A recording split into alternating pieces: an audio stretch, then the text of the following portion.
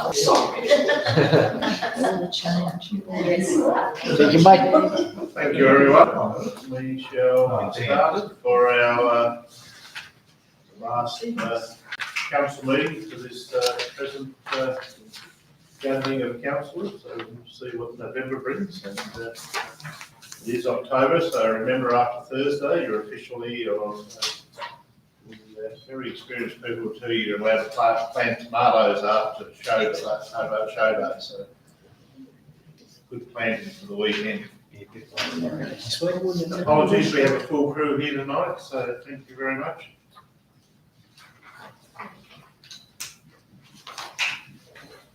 Declaration of pecuniary interest. The achievement grant is in the agenda is my son Xavier, so I'd just like to know that. Thank you. So noted and good. Confirmation of minutes of 20th September 2022. So move please. Councillor Nichols and the seconder, Councillor Jackson, thank you very much. And provide any comments on those minutes?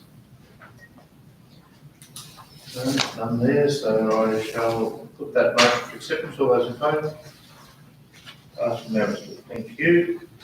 5.0 is the Mayor's report. Move the things. Councillor Jackson, Deputy Mayor, thanks. Invite any questions or comments on my activity for last month? Mayor, your meeting with Brian Mitchell, Jane Howlett and John Tucker, anything come out of those discussions? Most of it was around the difficulty in meeting some of the funding obligations for some of the election promises and projects around at the moment, laying the groundwork for how some of these shortfalls may be funded, because every single project that's either underway or needs to be done around Australia is in the same position. So there's been a fair bit of questions bubbling up, begging, finding out what's happening, and there's no real answer at this stage other than state and federal budgets being very tight. I think it's the 25th of October the federal budget comes down, which will there'll be some happy people from the election promises, there'll be some disappointed ones, there'll be others that will blow out on the timeline. So I try to keep all the politicians up to date, including Rebecca White.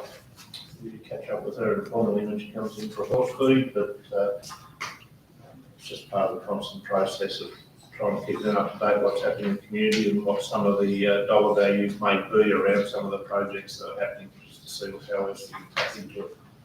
Thank you.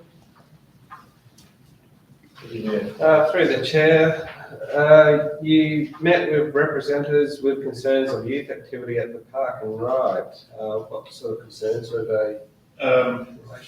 Some people representing schools on the eastern shore that had students getting off at the park and ride and were having trouble with various age youth there over time.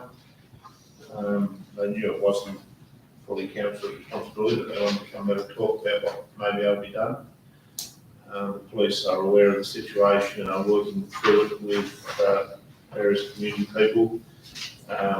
Several of the youth involved have been named, and some other business houses have been concerned because they've also taken comments and some of the issues to within businesses as well. So, Is there concerns of reason, or is this referring to an incident around that assault a while back? no, it is a constant problem. I didn't describe it as major, youth being youth, but it was singled out that it was sort of 2 to 3 that were causing a lot of issues. And in talking with the police inspector, they are working very heavily on small group of youth. They seem to do all right with a couple, and something else happened. So it's one of those constants in communities at the moment. And can you say what the solutions were, or is that just a work in progress? No, it was more just a general conversation with us and process of suggestions from the police on how best for individuals to handle that. Smartphones and being in sensible, secure places where there's security cameras and so forth is part of that process. And it was more of a general nature than a solutions-based. Thank you. It's probably no different to a lot of the other parking rights throughout the state. What was encouraging that the senior people at the schools were taking it seriously for their students to be reporting it. And I thought it was good that they actually come to council to discuss it openly, which showed that they were quite concerned for the welfare of their students and as well as the community, which I feel was quite a professional way they went about it. Yep. Councillor Jackson. Street. For me, just around the meeting for an indoor skate arena. Yes, and Tony attended the meeting with me. I think I did most of the talking. Michelle definitely has a passion for her family's involvement in the sport. They have since started up a Facebook page, I noticed, for people that want to support an indoor skate park in Tasmania or southern Tasmania. And Tony and I have looked at several, there's about a dozen of them, I think, just in Brisbane alone, but some of them are quite small inside tin sheds and so forth. Most of the conversation was about the process that council has to go through as a landowner to receive funding. There is a little ray of sunshine around this, is the fact that it's believed that the 2032 Olympics in Brisbane, that skating will be part of the Olympics there. So usually funding follows that sort of introduction of sports into those things. But we work through the process of developing business plans, solid numbers around it, what you have to do. I nominated that council would be happy to look at any of the documentation that was together to make sure it was in a form that was presentable A by us, if we decided to take it on, B by them to politicians and the likes and other funding sources. And that's where most of the discussion was at. It went over very well. Joe Palmer from the Scooter Shop come along as well. A very sensible conversation. Are they happy to get the national body on board as well? Yes, we talked about the fact that it wasn't just a local group, that you needed state and national bodies on board, and more than likely, if you was going to do something like that, no, we used the BMX circuit as an example of where you needed to look at how the standard of that facility was going to attract other people into a community, whether it be state or national. Thank you. Excuse my ignorance, but could you tell me who Senator Tyrrell is? Tyrrell is the brand new Jackie Lambie Senator for Oh, Tasmania. of course, right, Tammy, yeah. Yeah, Tammy. Yeah. Who I found engaging and very interested to talk about things with. It was an introductory visit, but she's heading back sometime in the next 6 weeks for another decent visit down here. Her background up in Burnie has been around some of the employment things that have happened with Burnie Works up there, so she was very interested in what we've been able to do with the Jobs Hub and our best. So she was keen to come back and talk about that. That's good. It's the first time that I've actually met with somebody from the Lambie network. And as they, some of the independents that hold a lot of the balance there, we must continue to talk to everybody and bring them all up to speed with our issues and requirements of this municipality. Just one more, if I could ask Jess. We made a decision on the Dunalley Hall and the Spirit of St Martin's involvement. Can we continue the dialogue? I know we're not going to, well, it depends on the next council too, I suppose, but we made a decision to wait until the next financial year to, but is there any way we can continue the dialogue with them and hopefully we can sort something out before the next financial year? Yes, absolutely. So in my correspondence back to them, which I think I distributed, we offered them the opportunity to enter into an MOU around how we can work together in managing the hall, and also we've already planned a meeting with them to discuss the events that they had planned, so that's already in progress. I still think they want to take it on though. That's what I'm coming at, you know. Perhaps we could bring that forward rather than wait till the next financial year for them to actually take on the hall themselves. See how discussions go. That's what I'm hoping that you'll continue with those discussions. Thank you. That's already. Another item from your meetings, Mayor, the meeting with architect Jonathan Blood, you could just expand on that a little? A couple of different things that I met with Jonathan about, and the possibility of looking at changes to the business hub out here.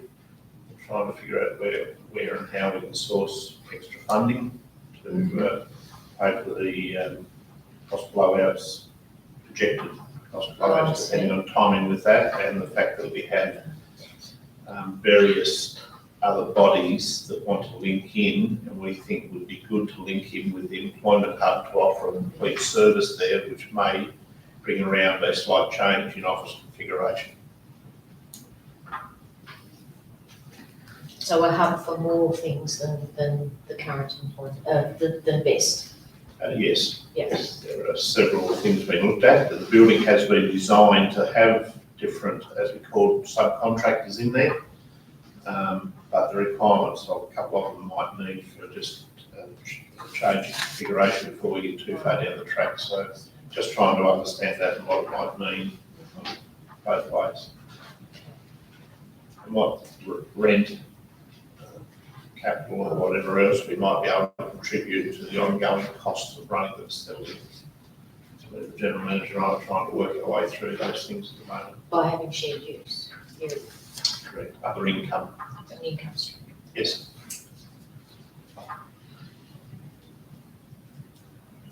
No other questions on my report. I'll put the motion for acceptance. All those in favour? Passed unanimously. I'd like to move. Yep. So 6.0, we do have a supplementary item at 16.4 enclosed. Can I have a mover, please? Get the mayor, second to Councillor Jackson, thanks. For that to be accepted, I shall put that procedure motion in. All those in favour? Passed unanimously, thank you. 7.0 is the council workshop reports, listing matters discussed there. 8.0 is departmental reports. Can I have the mover, thank you. Councillor Reid, thank you. Councillor Nichols, and invite discussions on to any of the management staff here tonight.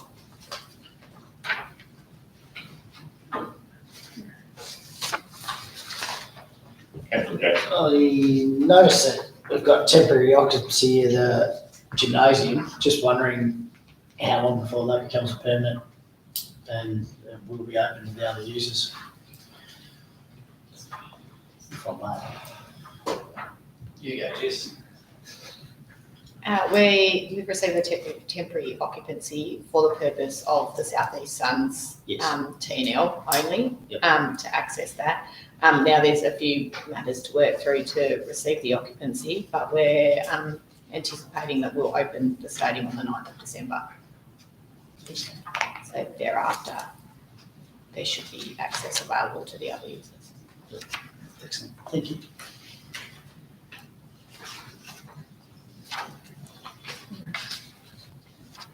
That's what I probably should say with the, it's been nice to hear from a lot of different quarters in the building industry, the positive feedback on our new plumbing inspector. Comments of him being very up to speed with the industry, of course, and that he has been very sensible and practical to deal with, so positive comments all around. Yeah, I think he's got a good customer service attitude, which has made a difference. Councillor Reid, I think you have. Yes, a couple of questions. The first one, on page 3, there's a mention of a boat shed issue. Is that particular to that owner, or is that something that that relevant to all the boat sheds? Through me, they're the only owner that's raised the issues, but they would be consistent with law. And having said that, it's only now a fraction of the sheds that were there that have been progressively arsoned. The ones on Dodgers Ferry Beach? Yep, they're the only Okay. ones that are in consideration, because that's the beach that we own.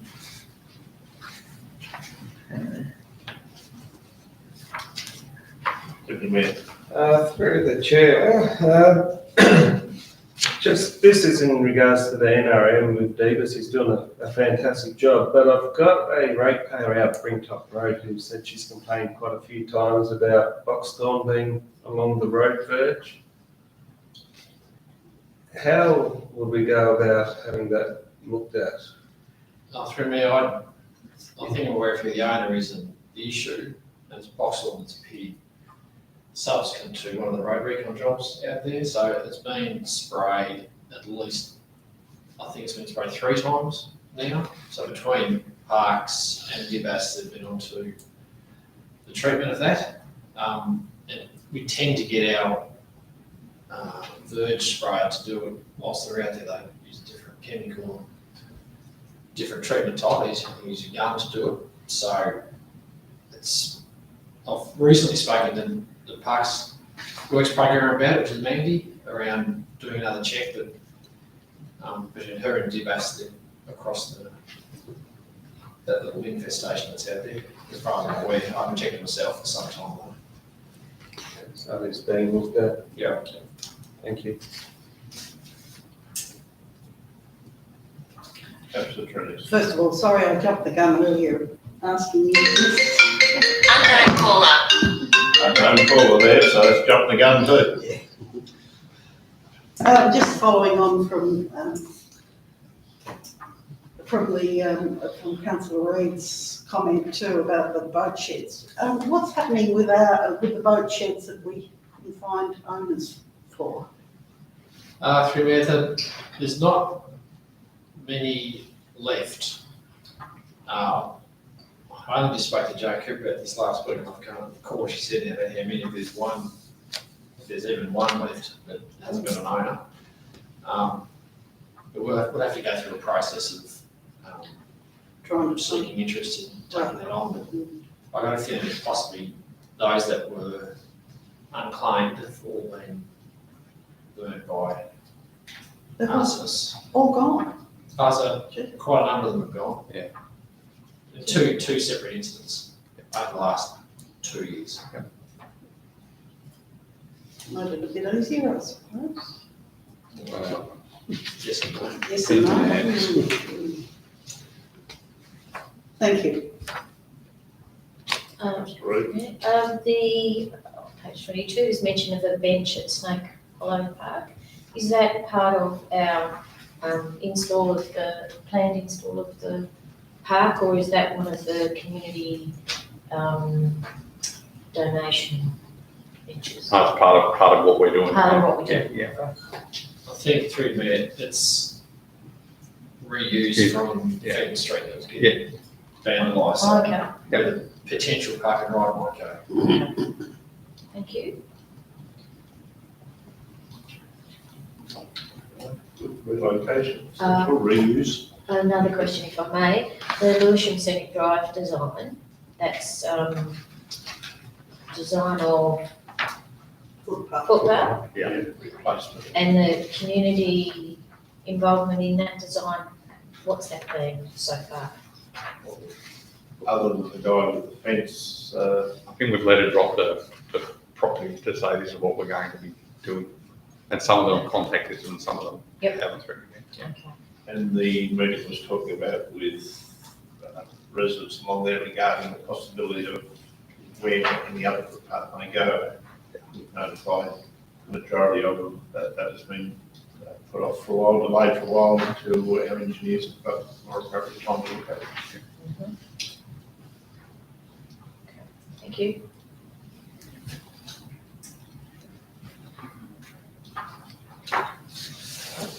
Nothing else on the departmental reports, I'll put the motion for acceptance of those reports. All those in favour? Passed unanimously, thank you.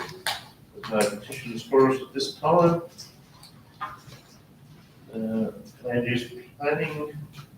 The Mayor advised in accordance with provisions of Part 2 Regulation 25 of the Local Government Meeting Procedures Regulation 2015, the intention of the Council to act as a planning authority pursuant to the Land Use Planning and Approvals Act 1993 is to be noted. In accordance with Regulation 25, the Council will act as a planning authority in respect to those matters appearing under item 10 on this agenda, inclusive of any supplementary items. 10.1 is the last minutes from the 4th of October 2022. Move please. Councillor Nichols, second by Councillor Tranius, thank you. Anybody wish to raise any concerns with those minutes? Thank you. I shall put that motion for acceptance. All those in favour? Passed unanimously.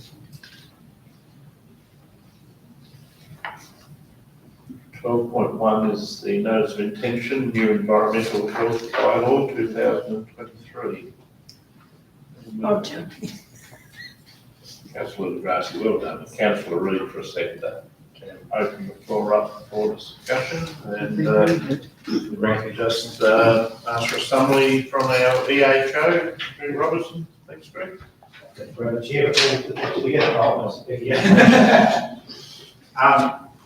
Thank you, Mayor.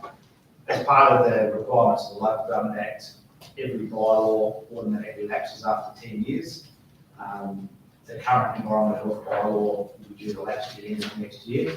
So it's quite a lengthy process to make a bylaw. So this is, I suppose, the early stages where there's a requirement that council has to pass a motion with an intention to make a bylaw. Then we go through and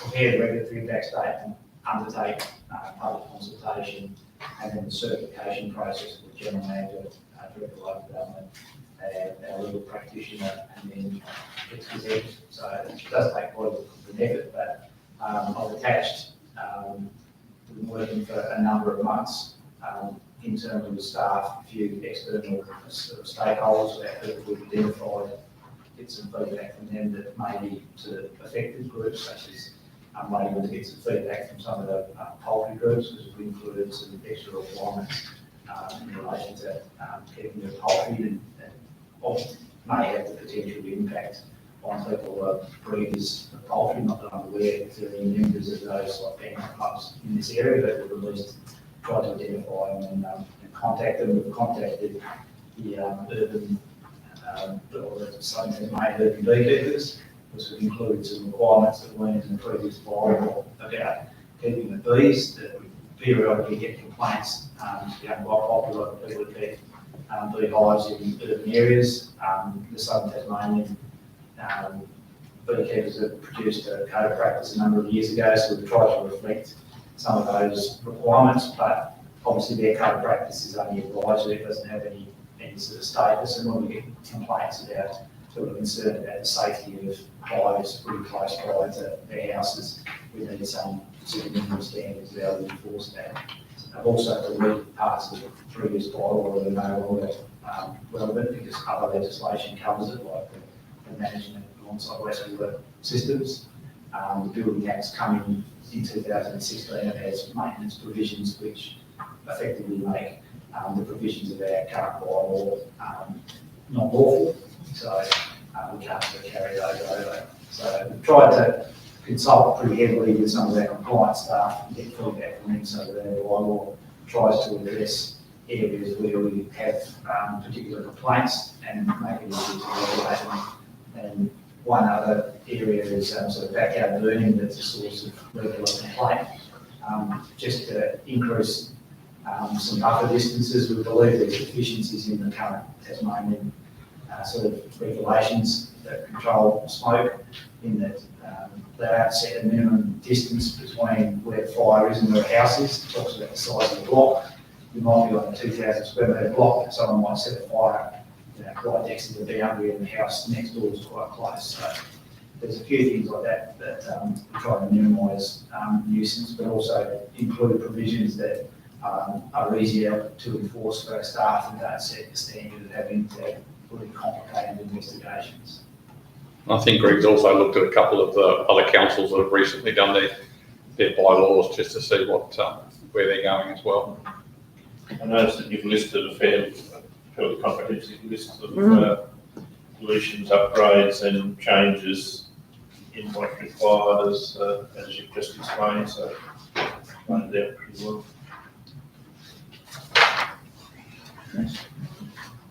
Invite comment from councillors. Yes, councillor Reid. Thank you. Through the chair,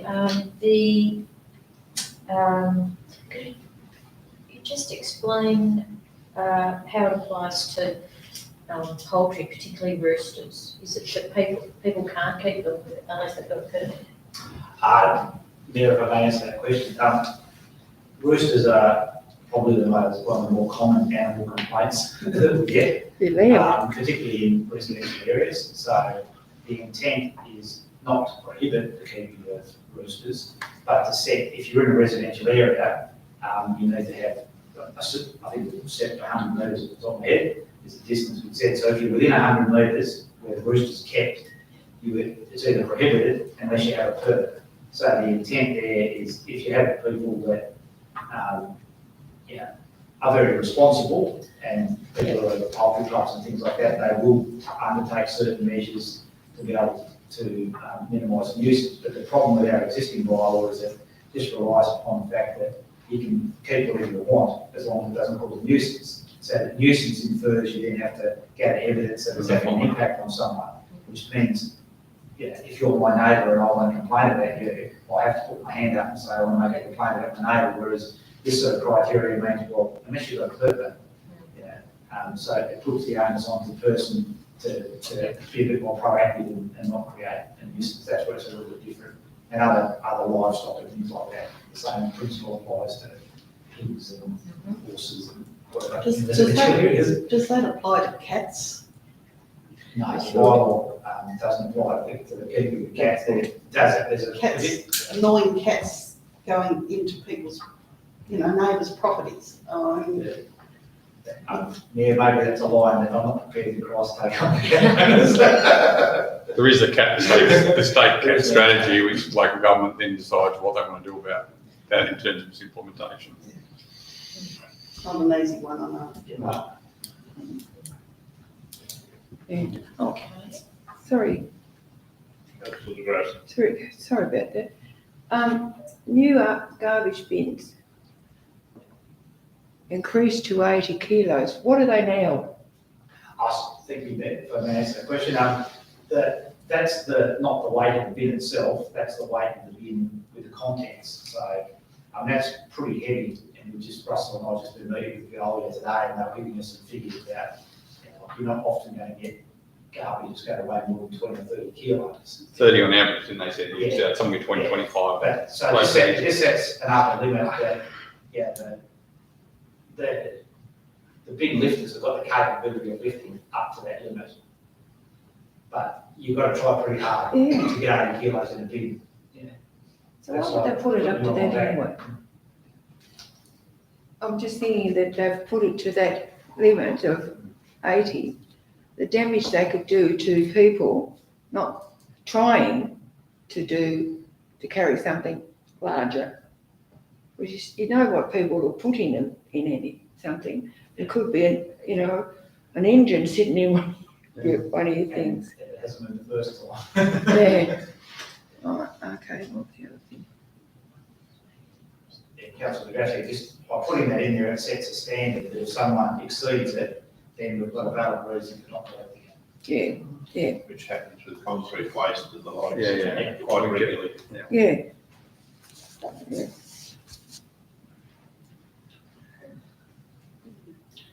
If there's no other questions there on the. No, thanks, Greg. I shall put that for acceptance. All those in favour? Thank you. Passed unanimously. 13.1 is community games program.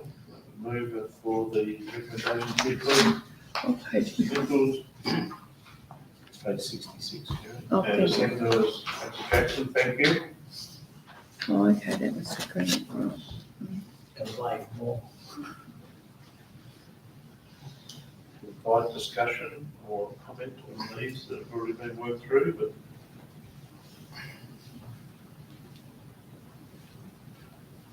if everybody's happy with what's there in front of them, I hesitate to put the motion. All those in favour? Passed unanimously. 14.1, executive summary, financial report for September 2022. Councillor Reid and the secretary, Deputy Mayor, thanks very much. Open the floor for discussion, thank you.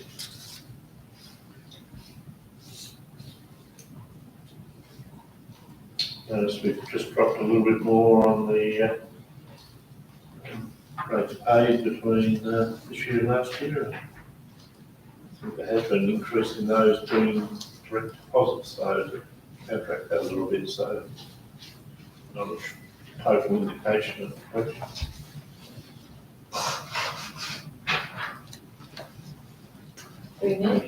I don't have a question. It's a comment that's been made in the past, but worth saying again that the comprehensive nature of the reports and the accuracy of the reports means that we don't need to ask many questions, which is a terrific position to be in, to have such confidence in the report. So thank you to everyone involved in putting it together. Definitely, Certainly, there's a lot of detail. definitely. Yeah. It's a pity they, if people, sorry about this one, mine's gone again. It was just a comment on what's happening with Medicare, with the money, the expenditure and the thievery that's going on. And you think about, we've got people here working for this organisation and doing an absolutely brilliant job. And Medicare or Medibank, which was it? I can't. It was Medibank. Medibank, but it's actually going across of what you're talking about, billions of dollars being abused.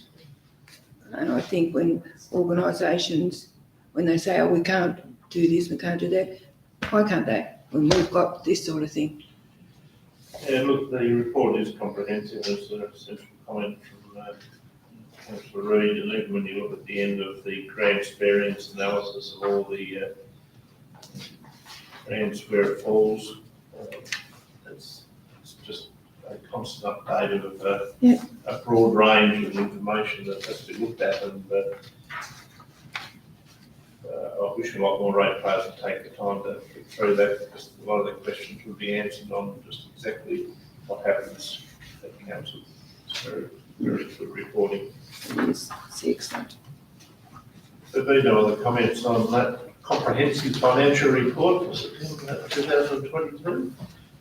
I shall put the motion for acceptance. All those in favour? Passed unanimously. And just before we move into question time, I'd like to wish all the councillors all the very best with the elections that are 2/3 through, and we think we've only got 54% of voting so far, so it's not much different to the normal election of being voluntary, but we have the retirement of a person that's been on council for just coming up to 27 years, or just shy of 27 years. Councillor Degrassi, that's you. Didn't say old, I was keeping. No, I'm saying old. I know I'm old. I should have said that when you wear a hat in an RSL club, you need to shout the bar, so I don't know what the provision is for when you wear a hat into a council chambers, but. I don't have to make any points now. Special privilege. Those that have been around on council for a long time, and we have Mike in the gallery, and Carmel is still a city councillor. Those people that have been around a long time know the ups and downs and the trials and tribulations of being a councillor, and it's not always just attending meetings, it's all the late night phone calls, it's the involvement with a huge number of community groups and discussions, good, bad or indifferent. I've just been reading through 5 volumes of the minutes going back to 1992 to 93, and many of the issues we still talk about today was what Too much time on his hands. Councillor Trinius was going through when she was first on council and working through those. So your name hasn't quite appeared then, so I think it was 1996 you come on council. I can't remember. Yes. I get that way. But it's interesting that many of the subjects raised then were of exactly the same concerns. And I just read where Councillor Poole in the October 1992 minutes complained about the number of subdivisions that were being approved in Midway Point and Southern Beaches. And I thought I'd better reread that date, because it just sounds very similar to a couple of reactions that we get these days about subdivisions as well. So the more things change, the more they stay the same. Kerry, it is important that we recognise your years of service to this council and this community, because we are all representatives of the community, and I think regardless of our point of view, it is always considered an honour to be part of the people that administrate this community, and just like to thank you for just shy of 27 years of involvement, and the involvement will continue in the community, but here at the council. Thank you. Thank you very much, and I'll just say a couple of words. you can say it too. I can only I can't talk like I used to, believe it or not. I can't beat the big out.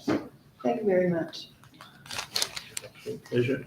Something to get you home to, not just travel. But I want to say, I've enjoyed all my time on council, all my time. I've loved all the staff, and I'll miss you all like that, I have. And I've learned, and stick with me, the voice, to be involved with this, and to, I think back into the early days of the changes and how we were to expectations and everything. I think back there you thought you were going to do this and that and everything, and it will still be the same with this election. You think you're going to do this and that and the other thing, but it is a change. I think that to see the council, how it's grown, to be involved with so many things with people. When I look at the growth, I look at the small things.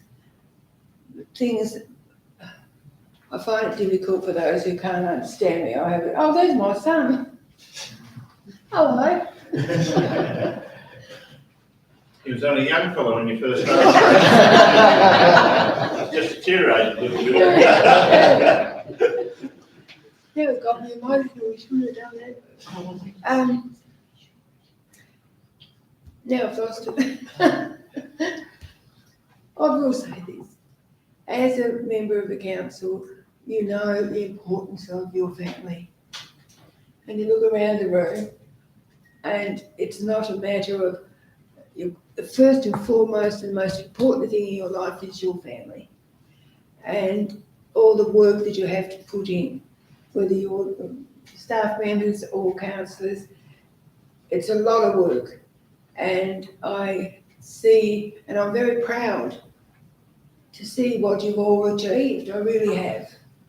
And I certainly would have preferred to have left under better circumstances. But as I say, I can't talk as much, and that's been my big thing. I can talk, but now it's not quite the same. But so many things have happened, and there were moments you didn't like it, but it had to be the majority that was wonderful. I truly mean that. And to see all the community grow, and I mean, the things for me, naturally, Ocons. I loved Ocons. To finally see Ocons achieve the importance of that community, to see, well, I look at George. It's 7 years, but I still miss him. And how the achievements of him, which was him and I together, to be a member of something. And that's what you all are, you're together. And that's important. And now I'm really a mess. So I just want you all to enjoy, and you do. Look at you, you were so young when you started. Are you saying she's not young now? But you know, to remember her this young woman, and then before I turn around, she's got babies. And it's beautiful to see that. And I just think it's great, and I really appreciate everything. I mean, Greg and I go back a long way, and it's just, I feel good. And I just wish you all the best, I really do. Thank you, And Kerry, good luck and for all all the of very you. best to you in your retirement. Now you can stop crying, Ben. All right, thank you.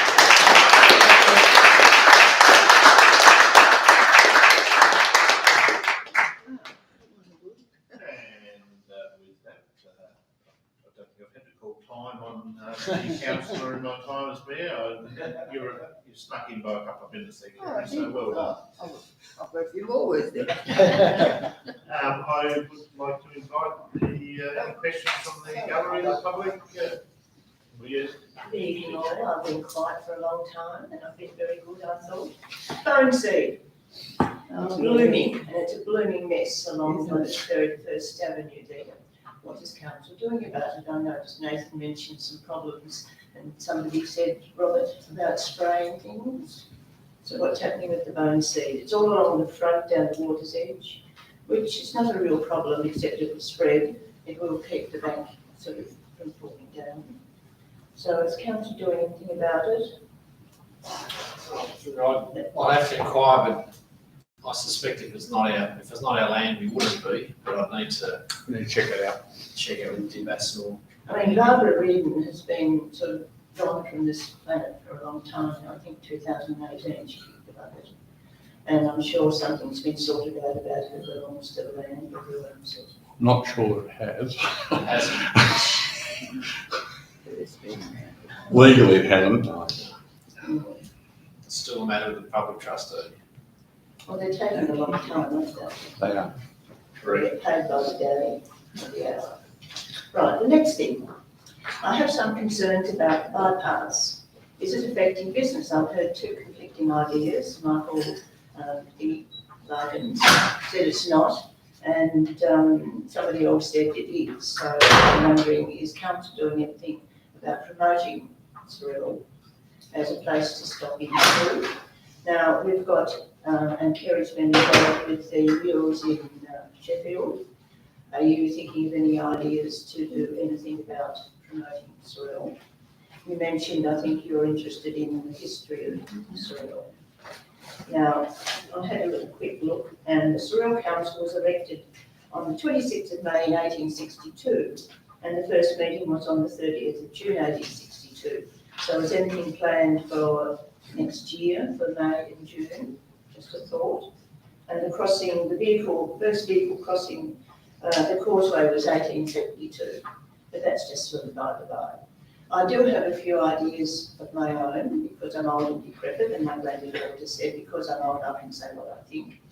So I have spoken to Nathan, and he's got some very brilliant ideas, and I'm wondering if the committee is going to be sort of, if you do, I'd like to be on it, and I would see perhaps Kerry and Nathan, and also Michelle Pears, who's interested in the youth of the area.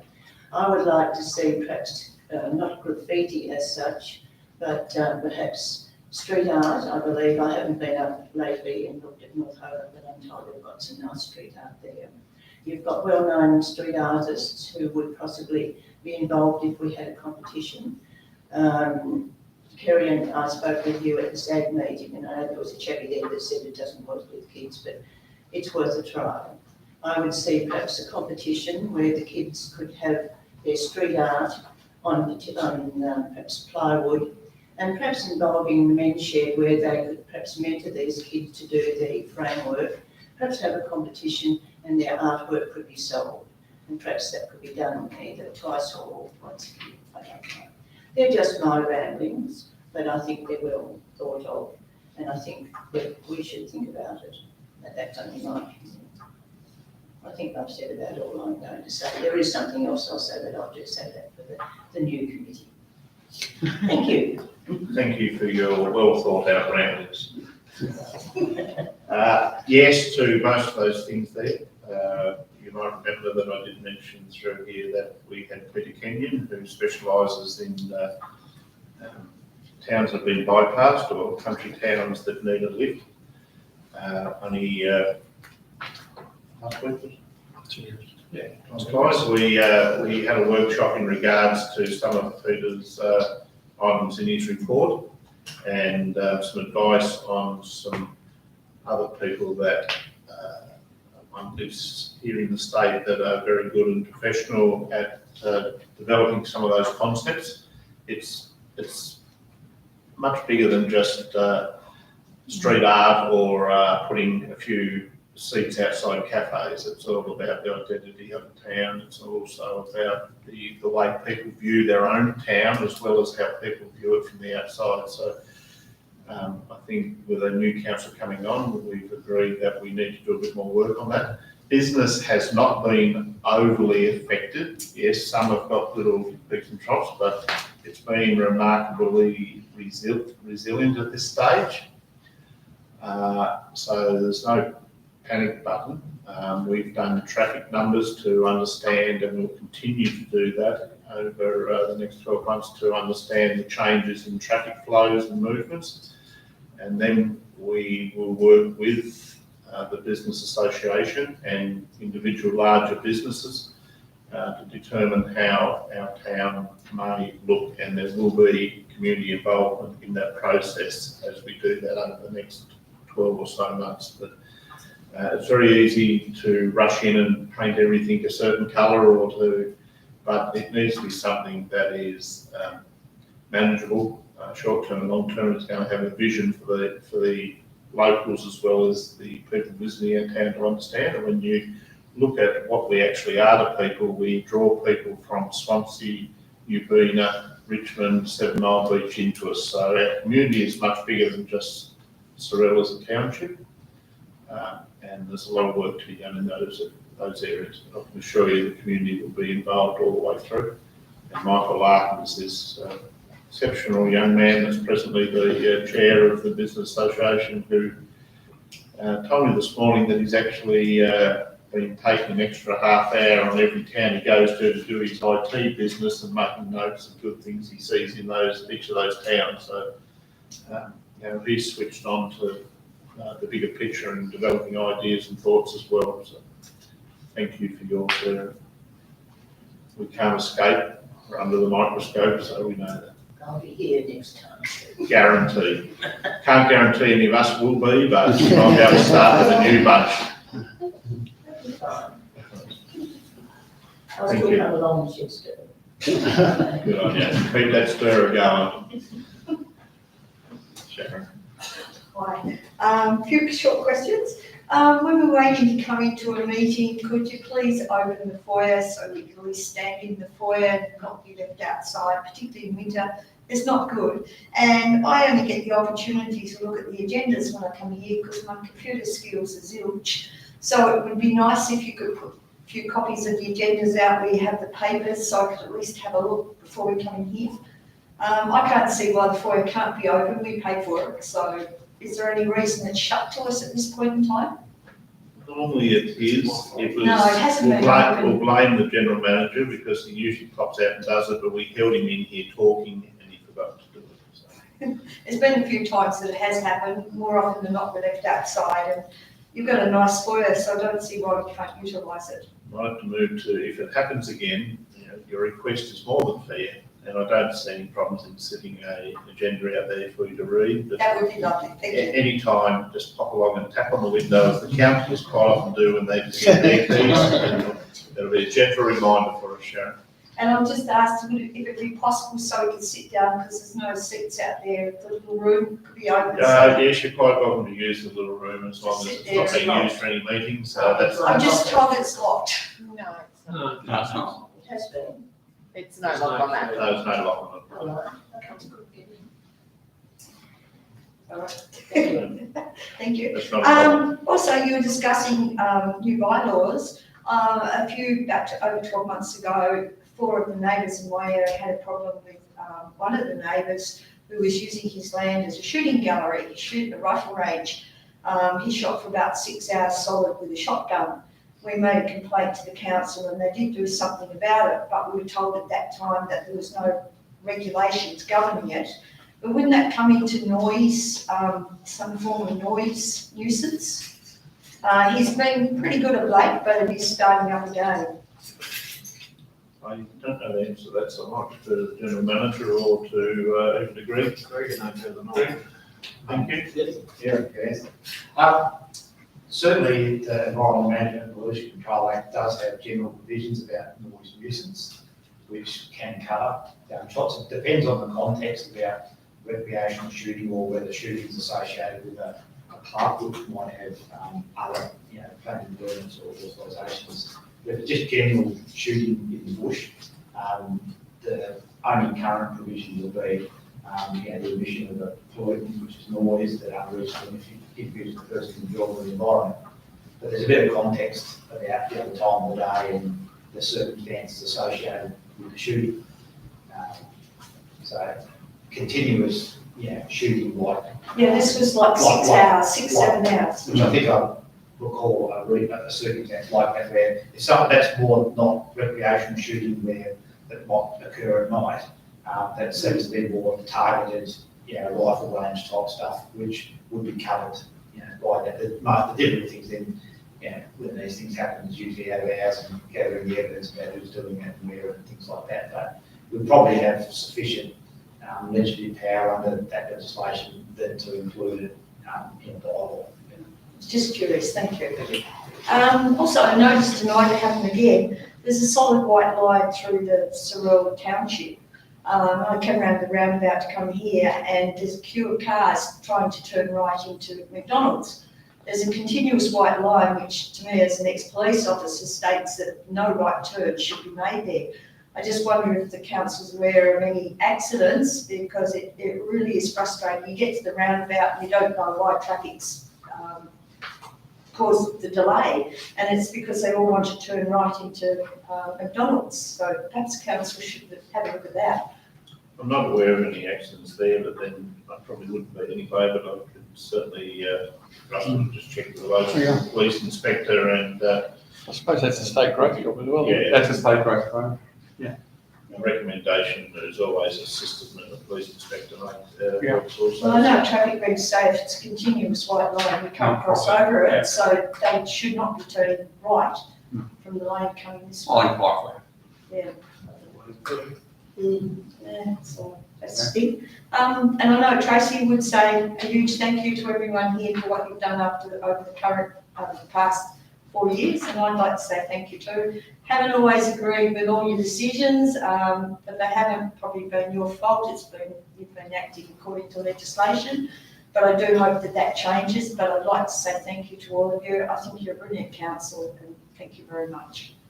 Thank you. Thank you, Sharon.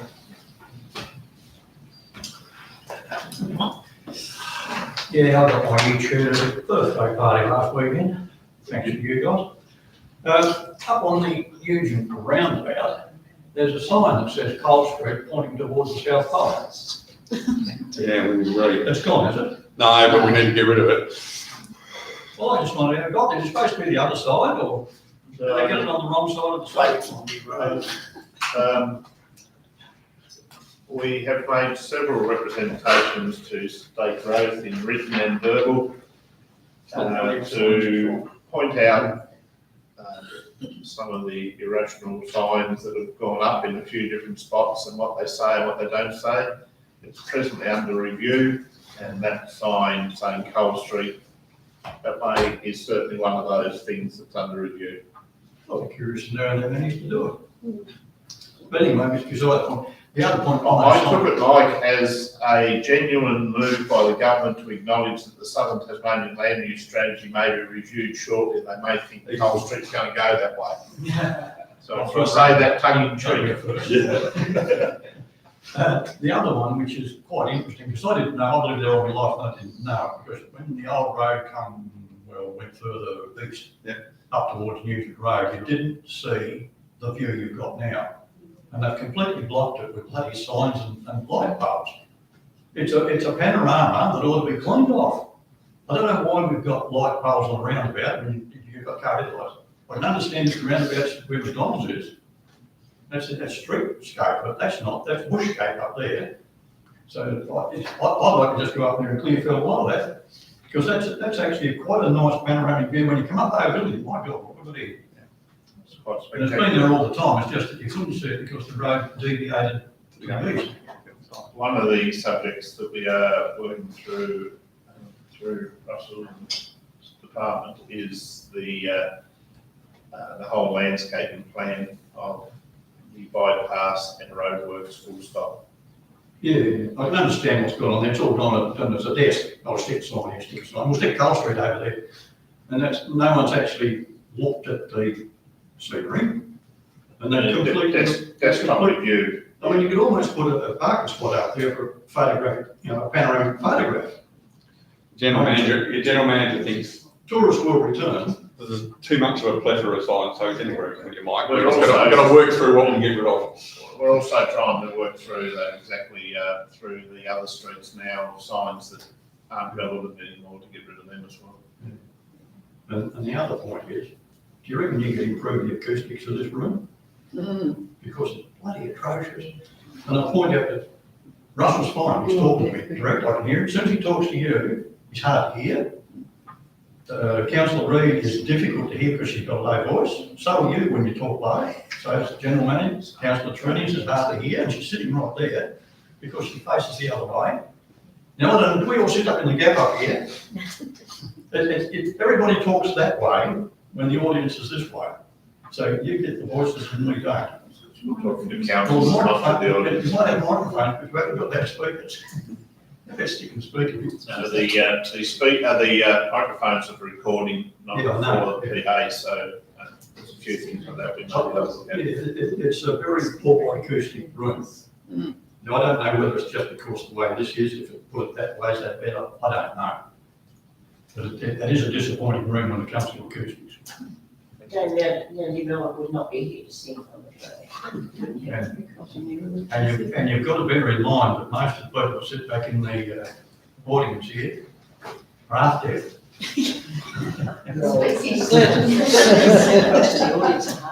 Thank you. Half deaf. Which doesn't help. No worries. Thanks for that. If there's nothing else. Oh, by the way, thanks for 4 years. Next time, get it right. Try harder. Try hard, yeah. We will. Give us another 4 years. Maybe. Maybe. Thank you for having us, but there is something, sir, that I have. Point number 4 in your report. You did a PR on Days of the Dog. PR needs to correct them. Only in your mind. Thank you. I won't talk about what Daz did to me shortly. Thanks very much. I was going to ask you about the scooter.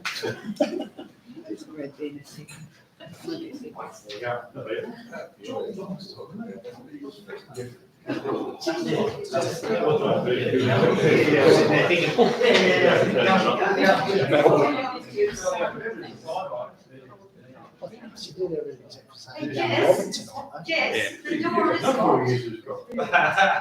Oh, I thought you meant so I'll show you where you can, the door that I'm talking about, that's the general manager's office, so you probably won't